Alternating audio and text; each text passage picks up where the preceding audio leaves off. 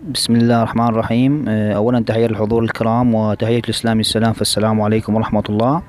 اليوم إن شاء الله بإذن الله راح تكون محاضرتنا عن Irritable Bowel Syndrome in a group of migraine Iraqi patient. تم إعداد المحاضرة من قبل الطالب سكر سلطان وتقديمها من قبل الطالب أيمن أمين بإشراف الدكتور عبد الله شاكر. First of all, we should know what is mean by migraine and what is mean by Irritable Bowel Syndrome. Migraine, as a definition, is a familial disorder characterized by periodic, commonly unilateral, often pulsatile headache that begin in the childhood, adolescent, or early adult life. Actually, it's more common in females than males. So, migraine is highly prevalent headache disorder. Actually, the prevalence of migraine in women is 80%, while in men is 6% in the general population. There are two closely related clinical syndromes that have been identified. It's migraine with aura, which is called the classical migraine, or migraine without aura, which is called common migraine. Aura actually is a sensory disturbance in the form of flash of lights, blind spots, tingling in the hands, and other changes. Migraine without aura is more common than the migraine with aura by 5 times. Irritable bowel syndrome, as a definition, is a functional bowel disorder characterized by abdominal pain or discomfort and altered bowel habits in the form of constipation, diarrhea, or alternating between them in the absence of detectable structural abnormalities. That means there is no organic cause in the gastrointestinal tract. The aim of the study is firstly is to determine the percentage of irritable bowel syndrome in migrainous group of Iraqi patients and its association with migrainous patient characteristic. Secondly, to determine the relationship between migraine and irritable bowel syndrome. And lastly, to consider if the migraine is a risk factor for irritable bowel syndrome. Patient and method. A case control study was made on 100 patients with migraine in neurology consult clinic, and the diagnosis of migraine done according to International Headache Society diagnostic criteria for migraine. A neurologic examination is done for all cases to exclude secondary causes, which was normal.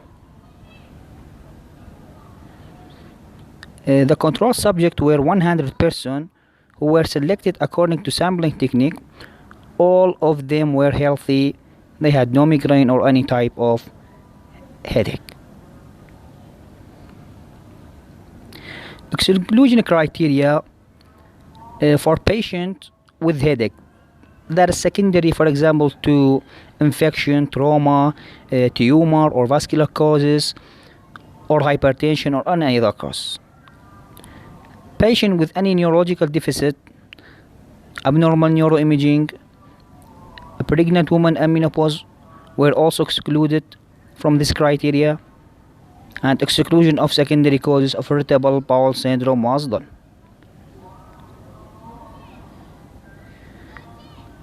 Diagnosis of irritable bowel syndrome was done according to criteria for Rome criteria 3.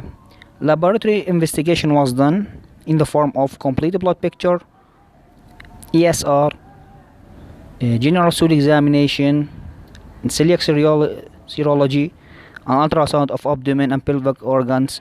All this investigation were done to exclude secondary causes of irritable bowel syndrome.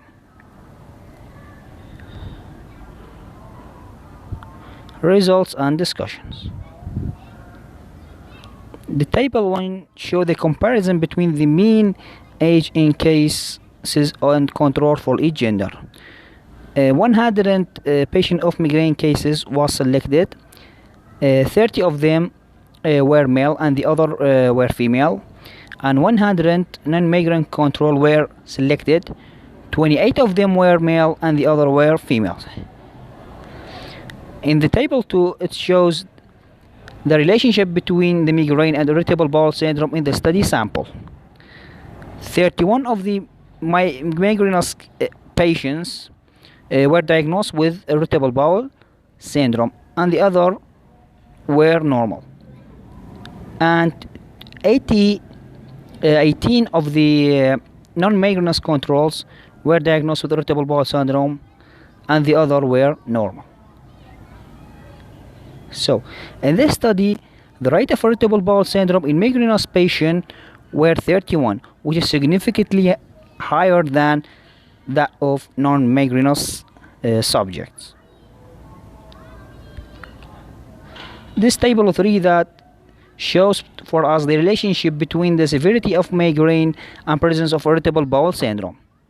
Actually, 11 of migrainous patients were suffered from moderate irritable bowel syndrome, and 20 of them were suffered from severe irritable bowel syndrome. So regarding the severity, the table indicating that there is significant relationship between the severity of migraine and irritable bowel syndrome. So in this table, the family history of migraine was strongly associated with patients who have irritable bowel syndrome compared with those without irritable bowel syndrome. So, the conclusions: there is significant association between migraine and irritable bowel syndrome. Female gender, severity of migraine, family history of migraine was strongly associated with patients who have irritable bowel syndrome compared with those without irritable bowel syndrome. And this is our references. وشكرا على حسن استماعكم لنا، وشكرا لكم، والسلام عليكم ورحمة الله وبركاته.